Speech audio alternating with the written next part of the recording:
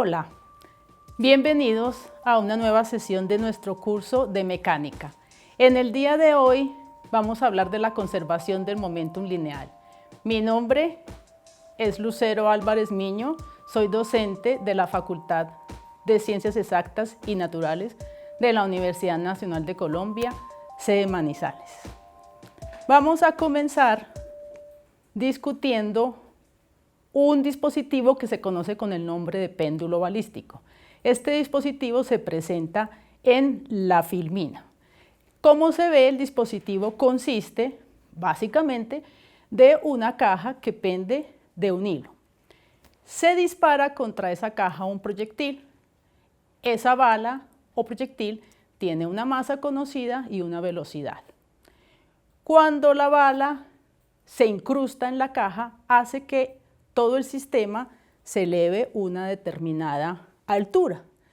Nuestro problema que se plantea es, conocida la masa de la bala y la masa de la caja y la velocidad que trae la bala, ¿a qué altura se elevará este sistema?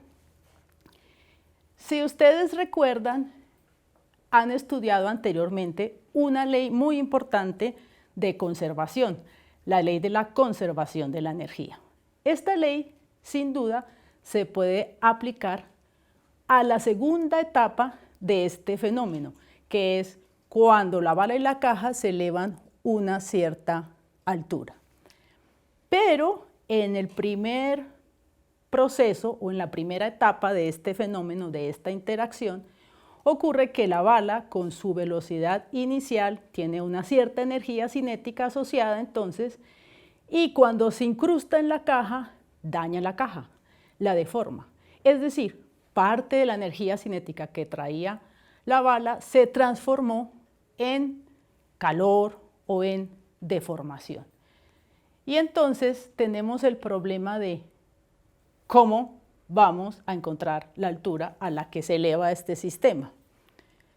Parece que hace falta algo. Algo tenemos que coger para poder encontrar la solución al problema. Y precisamente tiene que ver con el momentum lineal o también llamado cantidad de movimiento.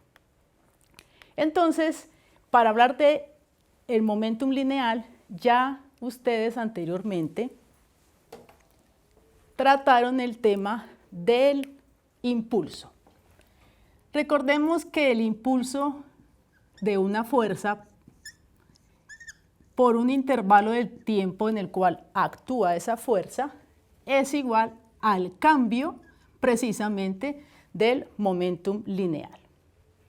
Entonces, por ejemplo, si este intervalo de tiempo es muy pequeño, no habrá un cambio en la cantidad de movimiento o momentum lineal. Entonces, tendríamos una situación en la cual el momentum lineal se conserva. Sin embargo, debemos ser más estrictos y mirar a qué nos conduce esta ecuación del impulso. Esta es una fuerza promedio, esa fuerza promedio que actúa en ese intervalo de tiempo.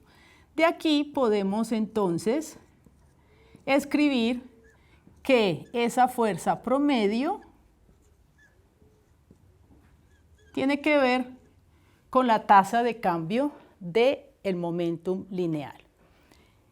Si se toma el límite cuando el intervalo de tiempo tiende a cero, llegamos a una definición a través de derivadas de la fuerza. Sería la fuerza instantánea que actúa en ese instante de tiempo sobre nuestro objeto. En realidad, esta ecuación ya es para ustedes conocida. Es una formulación más general de la segunda ley de Newton. De aquí, recordemos, sale la famosa ecuación fuerza es igual a masa por aceleración. Entonces, de aquí se ve que si sobre el objeto no actúan fuerzas, entonces la variación temporal de la cantidad de movimiento es constante, es igual a cero, lo cual implica que el momentum lineal se mantenga constante.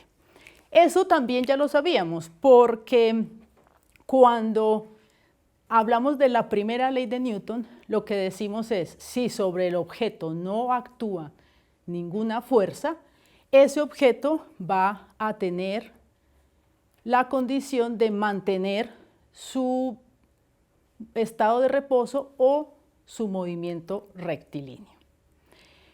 Ahora bien, esto es para el caso de una partícula. Si sobre una partícula no actúan fuerzas, va a mantener su estado de reposo o su movimiento rectilíneo. Pero, ¿qué tal si pensamos en nuestro problema? Nuestro problema está formado por dos objetos, es un sistema formado por una caja y una bala. Entonces, ¿cómo podemos explicar allí la conservación del momentum lineal? Entonces, veamos este esquema que se presenta en nuestra diapositiva. La diapositiva muestra un sistema que está formado por la Tierra y la Luna. La Tierra y la Luna, obviamente, están inmersas en el universo, no están aisladas de él, pero para algunos problemas nosotros podemos suponer o prescindir de las otras fuerzas gravitacionales que ejercen sobre estos dos astros el resto de cuerpos celestes. En el inserto de nuestra diapositiva vemos esquemáticamente la fuerza que la Luna ejerce sobre la Tierra y la fuerza que la Tierra ejerce sobre la Luna. Como se ve y como se sabe, este es un par acción-reacción. Por tanto, estas fuerzas actúan sobre objetos distintos, sobre la Luna, sobre la Tierra, y son fuerzas que tienen la misma magnitud, pero dirección contraria.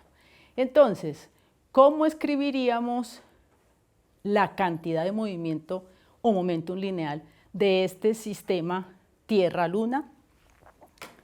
Para ello, entonces, vamos a escribir el momentum lineal va a ser el momento de la Tierra más el momento lineal de la Luna. Si derivamos con respecto al tiempo, nos va a dar la derivada, obviamente, de cada uno de los momentums lineales. Pero sabemos que esto es, de acorde con la segunda ley de Newton, la fuerza que ejerce, la fuerza sobre la Tierra. ¿Quién ejerce esa fuerza? La Luna. Entonces tenemos la fuerza que la Luna ejerce sobre la Tierra y esta va a ser la fuerza que la Tierra ejerce sobre la Luna. Y ese va a ser la variación temporal de nuestro momentum total del sistema. Pero hemos dicho que esto es un par acción-reacción. Entonces, quiere decir que la fuerza con la que la Luna atrae la Tierra es igual a menos la fuerza con que la Tierra atrae la Luna. Por tanto, estas fuerzas se cancelan y llegamos a la conservación del momentum lineal de un sistema. ¿Cuándo qué? Cuando las únicas fuerzas que actúan en ese sistema son fuerzas internas. Si las fuerzas externas que actúan sobre el sistema son iguales a 0, entonces el momentum lineal del sistema se conserva. Entonces tenemos sobre una partícula, obviamente el momentum lineal se conserva si no actúa ninguna fuerza sobre esa partícula. Si tenemos un sistema formado por 2, 3, n partículas, el momentum lineal de ese sistema se va a conservar si sobre él no actúan fuerzas externas, porque las fuerzas internas se van a cancelar entre sí por ser pares acción-reacción. Ahora, podemos también definir para un sistema o otro concepto que veremos en un segundo. Antes de seguir, quiero llamar su atención sobre la siguiente diapositiva, en la cual he establecido para ustedes un paralelo entre la energía y el momentum lineal. ¿Por qué? Porque la energía era sobre la energía era la ley de conservación que ustedes ya conocían, y el momentum lineal es sobre la magnitud que estamos ahora estableciendo las condiciones para que se preserve. Entonces, la energía es una magnitud escalar, mientras que el momentum lineal es una magnitud vectorial. Eso implica, por ser un vector, que su permanencia en el tiempo, que se mantenga constante, implica que se debe mantener constante su magnitud y su dirección. O dicho de otra manera, al ser el momentum lineal un vector, se deben mantener constantes tres, en el caso más general, tres variables que serían sus tres componentes en el caso tridimensional. ¿Cuándo se conserva la energía mecánica? La energía mecánica se conserva cuando haya transformaciones solo en otras formas de energía mecánica, de cinética potencial, potencial acinética. Si, como en el caso de nuestro péndulo balístico, se produce una deformación permanente, allí no se conserva la energía mecánica porque ocurre que se perdió, se disipó en forma de calor. En cuanto al momentum lineal, en general, para un sistema se conserva el momentum lineal si el sistema es aislado, es decir, no actúan fuerzas externas sobre ese sistema. Como decía, se puede definir otro concepto, se puede introducir para hablar de la conservación del momentum lineal. Este concepto se conoce con el nombre de centro de masa. Centro de masa. Realmente es la existencia del centro de masa lo que nos ha permitido, inclusive en clases anteriores, cuando estudiamos la dinámica de una partícula, imaginar o reducir la partícula a un punto. Porque el centro de masa es aquel punto en el que en promedio se puede uno imaginar que se concentra toda la masa del objeto. Así realmente el objeto tenga unos tamaños y dimensiones. Entonces, ¿cómo se define el centro de masa de un sistema de partículas? En la diapositiva hemos aquí dibujado 4 masas, la masa 1, la masa 2, la masa 3, la iésima masa, porque podemos tener un sistema formado por muchas masas, por muchas partículas. Y entonces, cada uno de esos objetos, masas, tiene su respectivo radiovector definido a partir del origen que uno pone como referencia en ese sistema. Entonces, ¿cómo se define el vector posición del centro de masas o radiovector del centro de masa? Es lo que vamos a hacer a continuación. Para definir entonces el centro de masa se hace de la siguiente manera. El radiovector o vector posición del centro de masas de un sistema de partículas es simplemente la suma de los siguientes productos. M sub i, la masa iésima, por su vector posición, R sub i, como debe ser un vector, entonces es necesario, aquí va a ir la suma de todas las masas, o sea, la masa del sistema. Este i corre desde i igual a 1 hasta el número n de partículas que tengamos en el sistema. Entonces, esta es nuestra definición del centro de masas. Si tenemos entonces un radiovector o vector posición del centro de masas, podemos definir una velocidad. Simplemente por la definición de la velocidad como el cambio de ese vector posición. Y entonces, si las masas se mantienen constantes en el tiempo, nos va a quedar simplemente esta derivación de cada uno de los vectores posición de nuestras partículas que conforman el sistema.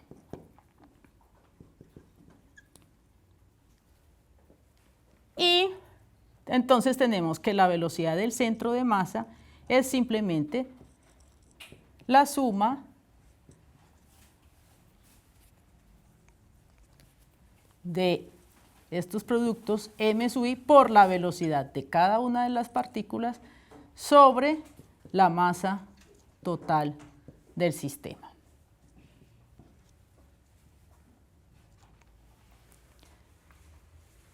Entonces,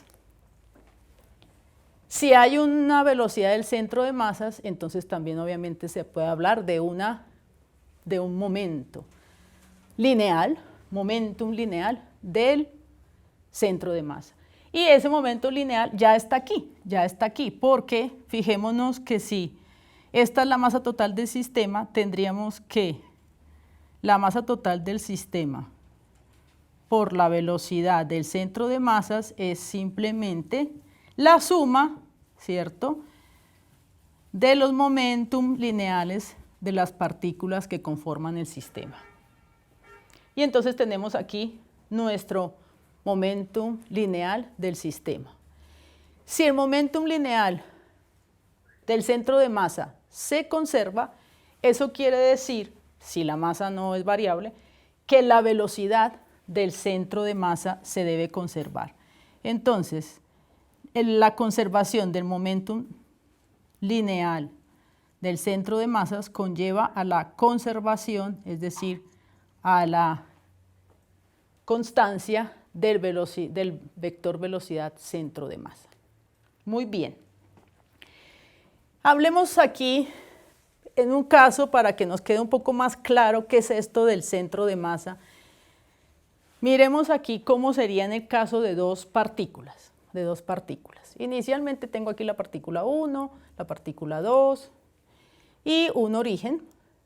Tenemos el vector R1, que es el vector posición de esa masa, y el vector R2, ¿cierto? Entonces, el centro de masa, en este caso, tomando como punto de referencia este origen, sería, como dijimos, M1, R1, más M2, R2, sobre la suma de las masas. Ahora, veamos dos casos interesantes. ¿Qué pasa si este punto 0 lo llevo a la masa 1? Es decir, el vector R2 ahora va a estar acá, ¿no? Vamos a hacerlo así. Ahora llevo el origen acá. Aquí va a estar ahora mi origen. Entonces, aquí podemos ver, si hice eso, R1 se hizo 0 y nos quedó simple y llanamente que el centro de masas se ubica, atención aquí, se ubica en un punto sobre R2, este es ahora mi R2 porque puse el origen en la masa 1, se ubica en un punto sobre R2, es una fracción de R2, se ubica en alguna parte sobre este vector. Sigamos, supongamos que nuestras masas son iguales, que M1 sea igual a M2. Si M1 es igual a M2, entonces ustedes se dan cuenta que el centro de masas, ese vector va a ser M1 es igual a M2, nos queda M sobre 2M, nos queda 1/2 de R2. Entonces, el vector centro de masas, voy aquí a resaltar, el vector centro de masa se ubica el vector posición cuando las masas son iguales, M, M, se ubica justo en el punto medio entre las dos masas. Aquí no es tan fácil de ver, pero ustedes pueden hacerlo colocando numeritos y mirando que el centro de masa siempre se va a ubicar cerca de la masa o del punto donde haya más densidad de masa del objeto en cuestión. Por ejemplo, si la masa 2 se hace más grande, entonces el centro de masa se va a correr y se va a acercar a la masa 2. En cambio, como en este caso particular, cuando las dos masas son iguales, el centro de masa se ubica justo en la mitad, porque las masas son iguales. Siempre entonces este centro de masas, que en el caso de dos partículas, se va a ubicar más cerca de donde se encuentra la zona más masiva. Aquí entonces ya hemos resumido y encontrado las condiciones para que se cumpla la conservación del momentum lineal para una partícula, para un sistema de partículas, y la conservación del momentum lineal del centro de masa, que implica que la velocidad del centro de masa se mantiene constante. Ahora entonces sí podemos regresar a nuestro ejercicio, nuestra pregunta problematizadora, que era el péndulo balístico. Entonces, volvamos a nuestro péndulo balístico. Decíamos, recordemos que en el péndulo balístico, ¿qué conocemos? Conocemos la masa de la bala, la masa de la caja, y conocemos esa velocidad inicial con la que viene la bala moviéndose. Vamos a decir que es una velocidad horizontal. Es un problema realmente unidimensional. Como dijimos, hay dos momentos o dos etapas de esta interacción. Inicialmente es el choque que se da entre la bala y la caja. Ahí no hay conservación de la energía, pero ahí hay conservación del momentum lineal. ¿Por qué? Porque precisamente vamos a modelar nuestro sistema como si fuera un sistema aislado. Realmente hay una fuerza que está actuando ahí, y aquí vale la pena recalcar por qué es posible aplicar la conservación del momentum lineal en nuestro caso. Resulta que la bala y la caja, ¿cierto?, están bajo la acción de la fuerza de la gravedad. Sin embargo, ¿qué ocurre? El movimiento es en una dimensión, en la dimensión horizontal. La fuerza de la gravedad actúa en dirección vertical. Cuando dijimos que el momentum lineal se conserva, decíamos que eso implicaría que todas sus componentes se conserven en el caso más estricto. Sin embargo, si una fuerza actúa en una sola dirección y no afecta, no es la misma dirección que la del momentum lineal, quiere decir que entonces realmente podemos hablar de la conservación, si no de todo el momentum lineal, sí de alguna de sus componentes. En este caso, el momentum lineal es en la dirección horizontal, la fuerza de la gravedad es en la dirección vertical. Obviamente ustedes dirán, pero es que la bala va a empezar a caer, pero estamos mirando justo antes de que eso ocurra. Estamos haciendo, como se hace en física y en ingeniería, un modelamiento, y estamos diciendo que la velocidad y la cantidad de movimiento es horizontal.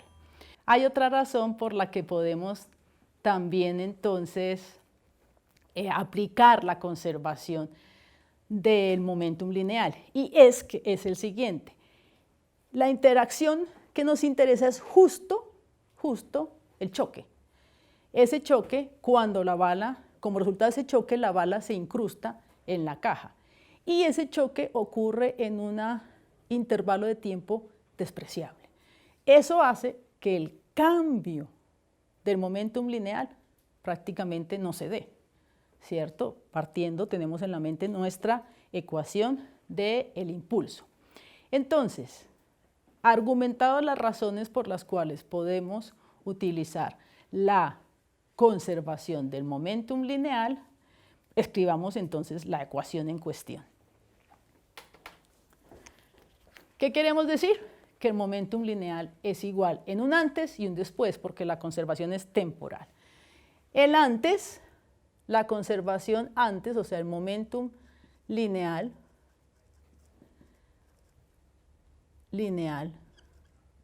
antes del choque,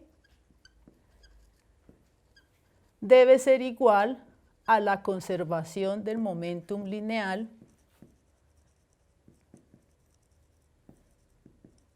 después del choque.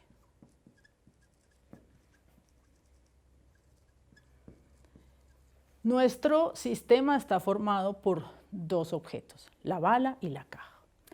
Antes del choque, el momentum lineal lo tiene solo la bala, porque tiene velocidad. Entonces, aquí escribimos la masa de la bala por la velocidad que trae. Estoy escribiendo una ecuación escalar, todo ocurre en el eje X. Y estamos suponiendo pues, que la dirección es como siempre, el semieje positivo de las X es hacia la derecha. Entonces, esto es antes del choque. Después del choque, se incrusta la bala en la caja y los dos se mueven juntos con la misma velocidad. Entonces, después del choque tenemos la masa de la bala más la masa de la caja por una velocidad. Esa velocidad no es conocida, pero precisamente la podemos conocer a partir de esta ecuación de conservación. Y nos resulta que la velocidad va a ser una fracción, como era de esperarse, de la velocidad inicial de la bala. Una fracción, ¿por qué una fracción? Porque hemos dicho que parte de esa energía cinética se perdió en disipación en calor. Listo. Tenemos entonces resuelta esta primera etapa de esa interacción. Ahora ya tenemos un sistema formado por una caja y una bala que se van a elevar una cierta altura. Y para esta segunda etapa sí es posible utilizar la conservación de la energía mecánica. Entonces escribamos aquí la conservación de la energía mecánica. Tenemos que en el punto más bajo, no hay energía potencial, solo energía cinética, y esa energía cinética va a estar dada por esta velocidad y la masa de nuestro sistema. Entonces tenemos la energía cinética en el punto más bajo, que es la masa de la bala, la masa de la caja, masa por la velocidad al cuadrado sobre 2. Esa energía cinética, en la medida que nuestro sistema bala-caja comienza a subir, esa energía cinética se va a ir transformando en energía potencial y en la altura máxima solo tenemos entonces energía potencial. Entonces este es un problema de conservación de la energía. mg por h. Y entonces tenemos, se pueden cancelar ahí las masas y nos queda que la altura es igual a la velocidad al cuadrado sobre 2g. Es un resultado que hemos encontrado en diversos ejercicios. Y ahora podemos entonces combinar nuestra velocidad que encontramos antes y ponerla aquí para hallar ya el resultado final, que nos va a dar la masa de la bala sobre la masa de la bala más la masa de la caja al cuadrado por la velocidad inicial al cuadrado sobre 2g. Esa es nuestra altura a la que se va a elevar nuestro sistema bala-caja. Y para llegar a este resultado hemos utilizado la conservación del momentum lineal, ¿cierto? La conservación del momentum lineal con la conservación de la energía. Y tenemos entonces nuestro resultado. Podemos, por ejemplo, aquí ver que el resultado está dado en términos de lo que se supone conocemos. Se supone que conocemos la masa de la bala, la masa de la caja, la velocidad inicial con la que la bala se incrusta en la caja. Las unidades, ¿cierto? Correctas. Las unidades correctas. Aquí estas masas se cancelan y tenemos pues esta velocidad al cuadrado sobre 2g, que tiene unidades aquí, metros sobre segundo al cuadrado con el metro sobre segundo al cuadrado de metro cuadrado, segundo cuadrado, metro sobre segundo cuadrado nos da metros. O sea que podemos decir que estamos a salvo con las unidades. ¿Qué se puede hacer? Pues ustedes pueden poner aquí números, ¿cierto? Pero ya que tenemos una respuesta algebraica, podemos hacer mejor un análisis algebraico. En la filmina aquí, entonces, se muestra el resultado, ¿cierto? Se muestran las ecuaciones más importantes, se muestra la conservación del momentum lineal, la conservación de la energía y el resultado al que hemos llegado. Allí está dibujada nuestra velocidad inicial como una flechita azul, nuestra velocidad B, una flechita blanca, y la altura a la que se eleva este péndulo balístico. Realmente, entonces, aquí dijimos que queríamos hallar esta altura, la altura a la que se eleva nuestro sistema bala-caja. Realmente el péndulo balístico fue utilizado al contrario. Lo que hacían era medir la altura y a partir de la altura encontrar la velocidad del proyectil, ¿cierto? Eso por un lado. Por otro lado, entonces, como decía, podemos hacer un análisis, varios análisis, con esta respuesta algebraica. Por ejemplo, intuitivamente pensemos, ¿qué pasa si la masa de la bala es mucho más pequeña que la masa de la caja? Todos, inclusive quienes no están estudiando física, se imaginarán que si la masa de la bala es mucho más pequeña que la masa de la caja, pues si acaso la bala se podrá incrustar en la caja, pero que la va a elevar, eso va a estar difícil. Y eso sale de acá. Si la masa de la bala es mucho más pequeña que la masa de la caja, lo que podemos hacer en este resultado es lo siguiente. Matemáticamente escribimos masa de la bala mucho menor que la masa de la caja. Quiero señalar que entonces la masa de la bala es mucho menor que la masa de la caja, quiere decir, no que la masa de la bala sea cero, que es a veces una tendencia, cuando se hace ese tipo de análisis, se tiende a decir que si la masa de la bala es mucho más pequeña, quiere decir que sea cero. No, puede ocurrir que la masa de la bala sea, no sé, 100 gramos, pero la masa de la caja sea 2 kilogramos, 2000 gramos. Entonces esos 100 gramos comparados con esos 2000 gramos prácticamente son despreciables. Eso es lo que vamos a hacer aquí. Vamos a despreciar en esta ecuación la masa de la bala con respecto a la masa de la caja. Y eso se puede hacer en el denominador.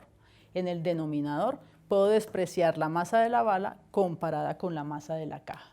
Y entonces el resultado aproximado que nos va a dar es H va a ser aproximadamente la masa de la bala sobre la masa de la caja por la velocidad al cuadrado sobre 2g, velocidad inicial de la bala, al cuadrado sobre 2g. Pero este número, masa de la bala sobre la masa de la caja, es un número muy pequeño, muy pequeño. Es un número, 1 gramo comparado contra 1000 gramos, etcétera, ¿no? De aquí se ve. O sea que la altura, como intuitivamente ustedes entonces no va a tener la suficiente energía cinética para además levantar ese sistema, sino que lo que va a ocurrir, y aquí también se puede ver, veámoslo aquí en esta ecuación, para la velocidad. Si la masa de la bala es mucho menor que la bala de la caja, otra vez aquí aproximadamente, esto va a ser masa de la bala sobre la masa de la caja por la velocidad inicial. Esta velocidad entonces también va a tender a cero. Esta velocidad también tiende a cero, es decir, la bala se incrusta y toda la energía cinética que trae se gasta, se disipa en calor y el péndulo simplemente no pendula, no se levanta. Entonces tenemos nuestras aproximaciones que concuerdan con lo que uno intuitivamente y experimentalmente puede también observar. Entonces, en esta última diapositiva, se resume el análisis del péndulo balístico. En el primer punto se menciona otra cuestión, y es que si yo conozco la velocidad que adquiere el sistema bala-caja y conozco la velocidad inicial, yo puedo hacer una resta entre la energía cinética que traía la bala y la energía cinética de este sistema ahora bala-caja. Puedo hacer una diferencia entre esas dos energías cinéticas usando esta velocidad que encontré gracias a la conservación del momentum lineal, y esa diferencia que está en la filmina, que es la masa de la bala, la velocidad inicial al cuadrado sobre 2 por un factor 1 menos, vuelve y juega, nuestra relación masa de la bala sobre la masa de la bala más masa de la caja. Esa nos está mostrando, esa diferencia entre esas energías cinéticas nos está diciendo cuál fue la porción de energía cinética que se disipó, que se perdió en forma de calor. Y de nuevo, si la masa de la bala es mucho más pequeña que la masa de la caja, va a resultar que toda la energía cinética que traía la bala se transforma en energía calórica de deformación permanente, y entonces, pues como hemos insistido, no hay energía que sobre para poder levantar el sistema bala-caja. El segundo punto que se muestra aquí en la diapositiva es los que ya mencioné, que la bala no se incrusta en la caja, sí o no se incrusta, o puede que se incruste, pero no hay una velocidad suficiente para elevar ese sistema bala-caja, si la masa de la bala es mucho menor que la caja, y la caja prácticamente no se va a levantar una altura h, porque no hay velocidad transferida o momentum lineal transferido.